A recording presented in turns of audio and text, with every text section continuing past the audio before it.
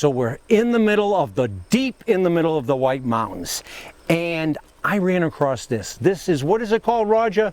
Bull reel. I'm going to meet Roger in a couple of minutes. It's a bull reel, and what it is they used to strap the old bulls, and they would go around with a strap, and so nobody would get tangled.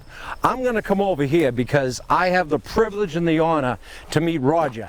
He has a large apple orchard up here in Whitefield, New Hampshire, and I have the privilege. And tell me a little bit about that, how you started into this. I started about 25 years ago with the orchard.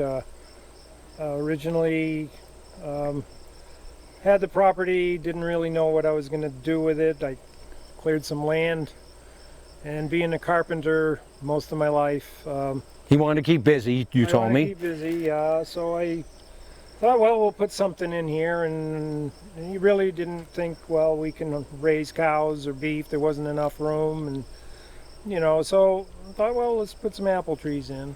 And I'll tell you, when we first pulled up, this is a farm. I mean, this is really nice, it's magical, and it's so creative that it's so manicured.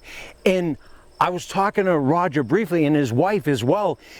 I've never seen an orchard like this so filled with apples, and it just looks unbelievable. No, it looks really, really good. And in the background, you got corn. Yeah. So that being said, this is really, really nice. I mean, that's what a farmer is you want to retire. Someday I'm going to retire, and you want to keep busy. Yeah. And now look it, you're doing this. I'm doing more than I did when I was working. And you know, are you having fun at it? For the most part. Yeah. And does your wife like you? Does she say, have a bell on the porch and say, hey, get in the middle of the night, or no? Yeah, she's behind it, 100%. I love it. So can we actually take a walk down there and take a look at the orchards? Because I think they look fabulous. All right, we'll do that. Let's do it. All right. So we're in the middle of this whole beautiful apple orchard. And Roger, you were telling me that this particular one is a new variety. It's called Zestar. That's correct, yeah. And it's a people, nice apple. yeah, people only want to try the McCowan and the McIntosh and the Cortlands. Those are the ones that are the most common ones. This one, you're saying, is tasty, but then there's another one. Yeah, the Cox Orange is a antique dessert apple, and it's really got a unique flavor, and people that try it really like it. It's my favorite apple. And Really? there are a few others that some of the antiques, the reason they're not sold commonly is because they don't handle well, they don't travel well, they don't have the shelf life. Okay. And an apple that nowadays, that's what they're looking for, shelf life, and of course it has to have good flavor, sweetness and such, but some of the old varieties, they're excellent. And Really? we probably have a half a dozen antique varieties in here. So what I could compare it to would be almost similar to that. My knowledge is like heirloom tomatoes. Yeah. There's a lot of heirloom apples out there that I know of, like the small little ones. What are those called? What's up or something? The apple, the little. Oh, You either like them or you don't. yeah. There's many. There's over 2,000 varieties of apple. Oh, I'm sure. And you could probably name them all. But what I noticed, the yield on these trees, if you just see, there's rows and rows of trees. I mean, there's a lot, and they're just filled. Yeah. I mean, with apples. What does it take to get a tree to be as happy as this? A lot of water. Well, don't forget, you're the guy that was going to retire, remember? Yeah, that's right. And now you got this. A lot of water is the main thing in season, and that's been a problem this year. As you can see on this tree here, the leaves are curling. And we just had, probably in the last 2 weeks, about almost 2 inches of rain. But the early spring was very dry, and we were actually watering in here for a while with a cube, 275 gallons, and you can't give them enough water. So you probably went through. You have to have irrigation to do it properly, and we just, being a small orchard, 350 trees tops here. You know, it's just impossible to give them the water they need. Yeah, and economics-wise too, I'm sure. Right, yeah. So you didn't use any pesticides at all because. I do use pesticides. I have a minimal spray schedule. I try to put on 5 sprays a season. I know a lot of bigger orchards probably do 8 and 10. You know, a lot of the bigger orchards, they have a staff, and they'll have people that are just concerned with you know, the pesticides and the pests basically. So we spray on a schedule, or unless we see some particular problem where there's a bug or something getting to them. If you certain times of the year, in the spring, you can have a lot of wet weather, and then you get a lot of scab, which is a fungus, and the leaves turn black, and the apples will get black on them. But this year's been dry, and you can see there's no scab at all on these apples. No, I mean, Yeah, look at this. And we're only talking the beginning of August that's right. right now. And it's gotta really get- extremely hot out right There's now. going to be some growing. If we get the water we need, they should get decent size. Now, I don't know if you can look in here and see, but Roger, why do you put screens on the bark? That's to keep the voles, which is like a mouse, a type of woodland Oh, I see. mouse, Okay. from chewing on the bark. It's we use that because that's basically the way that when I was first starting they recommended. I think they have other things now they put around it, but it keeps the tree from getting chewed on in the winter. 'Cause they'll get burrow in the snow and they'll chew up a tree, and then you got nothing. I mean, health-wise, there's, I'll use the word, a lot of love and a lot of care in these, because these are pruned so well. And you can see in the middle right here how this probably got pruned last year, and then you got a branch, and then there's 2 apples right on it right Right. away. So you're really thriving this tree. The more pruning, the more you're getting. This is a nice tree. It's a good example of good pruning, and there are other trees, different varieties, different cultivars can get very different types of growth patterns. Some of them grow straight up, and you have to constantly try to spread them. And so other trees are really like to spread, and those are the ones that give you trouble. You have to stake them real well so that they don't tip over. Actually, because they're overbearing and they're spread out so wide, Yeah, well, you got, I mean, right here, Yeah. you know, you probably got, 20, 30 pounds right here of weight Exactly. on this. 20 And pounds this, of weight, sure. and this tree is solid. And when you, they're dropping too, because when you prune, drought. Yeah. when you're pruning, how is it that, when do you prune and how do you prune and what are you looking for? The basic scaffolding pruning is done in the winter. You want to shape a tree. We go with a central leader plan, which is one trunk going up the center with branches spreading out. They used to, in the old days, what they called vase pruning. The tree would open up right away, and it would be spread out rather than off a central leader. They didn't worry about a central leader. It might have 2 or 3 trunks, and then it would. But that they tended to have a lot of trouble with branches breaking. And if you keep your crotch angle good, nice, 75 to 90 degree crotch angle. If they're too steep, they're brittle. And if they're like you see on this tree, it's a 90 degree crotch angle, they're very strong and they can bear the weight. Yeah, well, just like this one here. So here, you trim the top right here. You gave a good trim. Now you got new sucker growth out of it. So all of the energy probably would have, just like any kind of plant, would have been going up in the air. That's right. Though these would have been leggy Right. things. So you're trying to not have these, right? And you're That's trying to right. promote growth, but you want support, because the bottom line is, These definitely would be coming off next winter. We would dock it again if we needed to, right off the top.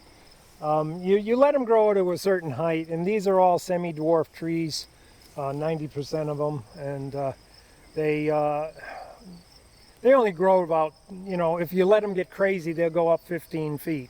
oh, but Yeah. if I'm right, you are not going to get the most yield if you don't give them a good pruning. Is that correct? Right, because if you let them grow wild like that, you get too much green growth, and the green growth is going to shade the apples. If you do develop apples, they're not going to ripen well. So this is a good example of getting a lot of fruit and having the tree Yeah. open enough to, develop right. Wow. Well, I would like to know, and can we see more of the different varieties of apples? Sure. Thank you. Sure, we can check out. So look at, this is like the one that I just found at the very end of the field. This one is one I see a lot on retail and people like this. It is called, A Nova Spy. oh, knew it. A Nova Spy is a cross between a Northern Spy and a Nova, which is a Newfoundland or Nova Scotia apple. It's a processing apple, and they crossed it with a Northern Spy, and it's a very good eating apple. Really? Yeah. So out of all your apples that you have, so there's a lot of eating apples, but then of course people like to cook and they like to Sure. make pastries and pies and Right. Thanksgiving and Christmas. What do you think that you have as far as the taste that says, you know, you could cross this or you could mix these together? What would be the best apple pie apple that you Without a have? doubt, in my mind, it would be the Cox Orange. Really? So we're back to the original one we saw. Well, we didn't see that one. Oh, we were see? we were talking about the Zestar. Oh, that's right. Okay. Then we went to the Nova Spy. And if you want to take a walk down through here, See, I'm new with this. I don't know much. So this is the one that would be good for the best, tastiest pie. I believe so. The Cox Orange is my favorite. And, Look at the way that the actual apples are all around there. I mean, you're getting a lot of yield, but it's all together. Is that the way it actually grows in a big bundle? Yeah, there's certain trees that produce more on the branch, and then there's some that produce in clusters. And this Yeah. particular tree tends to cluster. And they're not a high producing tree as far as amount of apples the Cox Orange makes, but they're very high quality. And I was telling you about certain trees being spreading and certain tree different growths. Right. You can see the Cox Orange spread so much that we had to double stake it because it would topple over. It spreads this way. Right, now on this one here, this was probably, did this just, I don't know if you can see over here, is that just, that got cut off because that was just an older part of the, I don't know if you can see in the middle right here, the tree itself. I cut the leader down because there was so much weight on this tree, it was I see. falling over. So I cut it way back and I staked it double just to keep it from dropping over. And it's given you a huge yield on this. Not bad for what Now, it is. Yeah. what you were telling me was the drought is making, and it's hot and it's dry. Yeah, You're telling me that the tree is stressed it is. It's stressed bad. and the leaves are starting to curl, Right. but it will still make it through, right? Well, if we keep getting showers here and there, yes. But we could use easily 2 inches of rain right now. Yeah. Yeah. This is a really nice one too. This is called, A Cortland. And the Cortland, you can tell they've got a very weepy kind of branch to them. You can see how they just kind of droop, almost like a willow, and you have to prune them differently because of the way their branches grow. But these are very productive trees. They'll put out a lot of apples. so how long would you leave this new sucker growth here, or how would you? Well, we try to get the laterals going. This one's coming out on the side, so we Okay. leave it. Anything growing straight up, we would, although this is growing straight up, eventually it's going to bend down, and it's not on the top there, so it's, you know, better to leave this one and take that one. I see, because if this was, you left this to grow and Yeah, grow, straight up. it's going to go straight up, and then of course your weight of the apples isn't really going to support it. Right. I see. No, that all makes perfectly sense. It's all about Yeah. Science. It's basically physics, I would guess you'd say, the way the tree bears the fruit, and you try to give it as less stress as you can. yeah. And every day you're learning more and more and more. Oh, yeah. What is the hardest thing that you found out, because you've been doing this a while, about growing apple trees? No, you just, if you find some new problem, if you don't do something about it right away, it can get out of hand. You've got to identify the problem, and you've got to deal with it. That's, we've lost a few trees years back from fire blight, which is a really bad bacterial disease that will kill a tree. Certain varieties are very susceptible to it. So how does that come into the tree? How does it come? It's spread by flies. You know, if there's a wound on a tree that has it, the fly will get on it, and it's like a vector. the vector sends it to another tree, the fly brings it, and it walks around, and if it finds a wound on another tree, and that's what they're attracted to, sap dripping or whatever, they will get that infection into the other tree, and it can spread very quickly in the right weather. Certain weather will cause it, and you've got to be aware of that, and you've got to apply sprays. If you're coming into a bad fire blight, certain range of temperatures, you got to be aware of it. It has to do with moisture, high humidity. You got to be ready to spray for it. And what I've noticed though is these trees are so healthy that when you actually prune them, they cure themselves pretty fast, it seems like, because they actually close the wound. Yeah. I'm going to call it the wound. That's why you prune in the winter, because I see. Okay. they have time. For the most part, you prune in the winter. There is some summer pruning done, depending on what you want to do with the tree. Certain applications in actually August is a good time to do lateral pruning. On lateral growth, you take the newest growth that's coming off, and this looks like the node. I would almost say this is all new growth. And you'd go 3, you'd count 1, 2, 3, and you'd snip it on your laterals, and that will produce a fruit blossom. Oh, okay. And if you let this whole thing grow, it may produce more blossoms, but So here it is right here, right? Is that your node, right? You're talking about the node right there? no, this one has been there a long time. You can see by the actual attachment here. These will break off if you don't pick the apple right in the fall. You're supposed to bend and twist and lift up, and then you don't snap off your spur. If you snap off the spur, then it's never going to make an apple.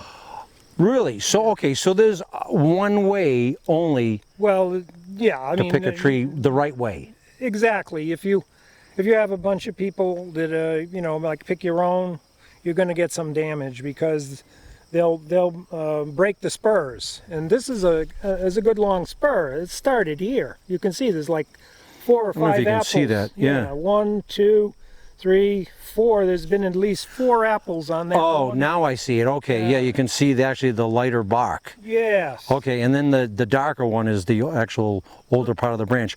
Wow.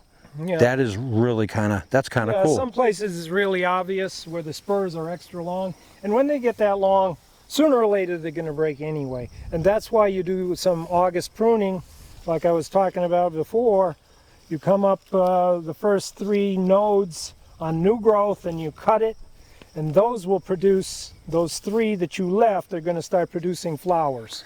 Roger, I had no idea that this much was involved in actually making a tree really be successful. Well, that's right. It's a matter of years of doing this, and I didn't, probably 5 years ago, I didn't know about that, and somebody, I learned it from somebody or I read it somewhere, and you take what you learn and you apply it. And it's an experiment right That's here in right. front of your eyes. And it's years, basically over the years, you'll see. I messed up last year on that. Yeah, I didn't do that. exactly. So you learn, and you're out there. Yep, that was the one that I didn't do it the right way. You told me earlier that you also have apples that you make apple cider out of, That's and right. you can be sold right away to markets locally that you do, and also at your press that does not have to be pasteurized. What kind of an apple is it that you use for that? Oh, there's a mixture. It's always a mixture with the cider. Certain varieties will make a good cider. Macintosh will make an okay cider by itself. But if you blend ciders, different apples, you get a much better product. So it's like mixed. yeah, So- a good mixture, yeah. And we try for a good blend. Roger, I could see myself retired like you, working up at the field up there, the bed up there. I mean, look at this. I could have my little ladder up there, sleeping up there. You must have some kind of a bell or something, right? And I could just see myself up here. Yes, you need some cider. This is a really nice shop, and this is where it's all done? Yeah, we do in the back is the cider press, and this is the tank we fill with a couple 100 gallons of cider every week, and we bottle out of here, and we put it in the cooler there, and So it starts back here. yeah. Now, can we jump in there and see how that works? Let's go. Oh, this is Roger. I could see myself retired, like you, working up at the field up there, the bed up there.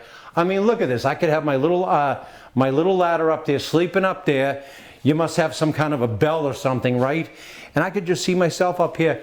Yes, you need some cider. This is a really nice shop, and this is where it's all done? Yeah, we do in the back is the cider press, and this is the tank we fill with a couple 100 gallons of cider every week, and we bottle out of here, and we put it in the cooler there, and So it starts back here. yeah.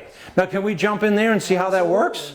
Let's go. Oh, this is... So we've came out of the store to come out and see this whole production. So is this the first part of the actual operation? This is so cool. This is blowing me away. This is an apple sorter. There's a conveyor behind you that's covered up right now. But the apples come down the conveyor and go into this. This disc spins, which I can't get to spin unless I turn the motor on, but No, that's okay. It's as off it- season. Yeah, and there are tables that attach here and here. 3 different tables, and as it spins, it shoots the apples out onto the different tables according to their size. It's a size sorter. Oh, I see. Okay. So, And yeah, so your first apples would be the smallest, and then you get all your cider apples that come out here. Then your number 2s would come out here, and then your high-end apples would come out here. And of course, you got to sort by eye after that, but size-wise, this is what sorts it. oh, unbelievable. Yeah, and we have a walk-in cooler here. That, we can store about 75 or 80 bushel in. All right, right outside. We need coolant. We found that you can't sell apples that you know, they just don't keep long enough. So we bring them in, and the ones we're going to sell that aren't being made into cider, we throw in there. We sort them, of course, first, and then put the best apples in the cooler.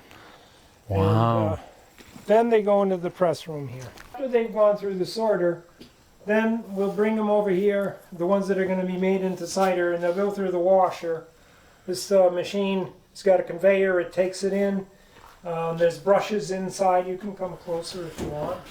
Yeah, so I see it. These are these little black ones. Yeah, the little brushes in And, there. oh, it's almost like a little mini car wash. Yeah, they go through there and they come out the other end.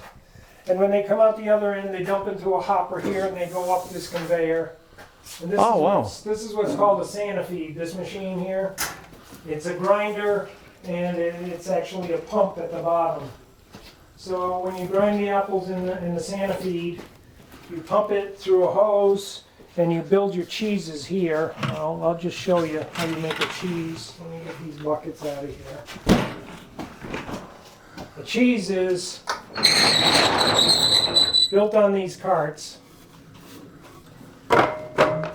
You take a cloth, it's almost like a big diaper, and you put it on this.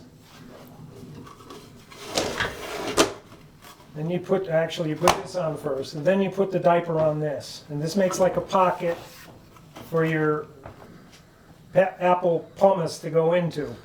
And then you take, actually this hose behind you, which is connected to the Sanifeed over here, this hose, and you pump it, and you turn on the pump and you pump it and you fill this with apple pumice with the diaper in there, the press cloth.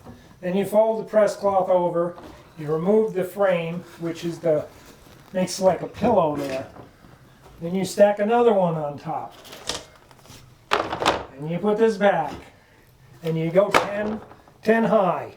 Once you get 10 high, it's all full of pumice, cider, apples that are squeezed. You roll them under the press, which is right here. You turn on the hydraulic press, and this press brings the cart up and squashes it against this. Oh, wow. And once it squashes it, all the juice runs down out of those cheeses, which is what they're called, the pumice, and makes a cheese, goes through the hole and fills up this tank here. And when you get it in this tank, then there's a hose on the bottom of the tank, and we pump it into the other room, into the big red tank in the sales room. So yeah, so I see the filter, and then it Yep. goes into the hose like you just described, Right, and then and it's then it comes filtered. right into here. Yeah, it's filtered into the big tank. Oh, wow. So, So it comes in through here to the hose, that's correct. and then it's going into this unit. That's right. And then this, of course, this is full of water because it was rinsed. But this hose goes into the bulk tank here. Now, the bulk tank's refrigerated and it cools the cider down to about 40 degrees. And once we've cooled it down, then we put a valve on the end of the tank with a faucet, and we fill jugs. And when we fill our cider jugs, half gallon or quart, then we put them in our cooler behind you there. So this is the real, I mean, this is the fun way, and this is, Roger, why I like the way that you did all this operation, all that. You're here, and you could be on one side, we could be in the middle of production right now, you could be doing one that, but I would probably be doing something like this to you. Let's get a game of tic-tac-toe, and then you, probably most of mine would be on the floor and you'd be like, stop fooling around. You would get more production out of it than I would. Well, it's a process, and we end up spending the whole day at it. We press in the morning, then we bottle in the afternoon. Generally, we're in here at 9 o'clock in the morning sanitizing, and we don't get out of here till about 6, 7 o'clock at night sometimes, after we've cleaned up and, you know. You've got to empty this whole tank, and then it's ready for everything Well, for we retail. bottle, sometimes we leave some in the tank, but we bottle quite a bit. We'll put up, you know, at least 100 gallons, anything that'll fit in my reaching here. Yeah. We'll load that up, and then we have special orders. So certain hotels, they buy some bulk from us. They'll buy, you know, 20, 30 gallons, and we send out orders. So, Wow. yeah, every week we plan on making at least 150 gallons. This is really great. So we see everything that's happened. This is an amazing place. We've got a lot of apples inside here that we picked some of them, different varieties. It's just phenomenal. This is truly what farming is all about. He decided he was going to retire. Then he brought in his wife, and she probably said, what have we gotten ourselves into? And then, no retirement ever should end. Life is simple. Gardening should always happen in a fun way, and that's what I'm trying to bring out. Roger, thank you so much. We finally teamed up with your wife. She was so busy in the yard today. Thank you so much for inviting me and my wife, which is behind the camera during this whole hot day here today. Thank you so much. I learned so much that I didn't even know, and I'm a farmer. I thought I was, but Every crop is different. yeah, it's unbelievable. And Roger, once again, I really appreciate you spending the time and the energy and the thoughts and everything, as well as your wife. You guys, you know, if you have a chance, come up here and visit, and you can tell them how they can visit and anything at all as far as the best way Sure. that you can get in touch with them. If you want to come up, we're generally open the second weekend of September. We open Fridays, Saturdays, and Sundays, just weekends, until sometimes we go as late as Columbus Day. So we're here from about 9 in the morning till 4:30 at night on weekends. And don't forget, always respect the garden, because what you see on the counter, what you see on display is hours and weeks and months of painstaking work. On that note, thank you so much, and stay tuned with Around the Garden with Jimmy K. Thank you so much, guys. Thank you. Thank you. Thank you. Thank you.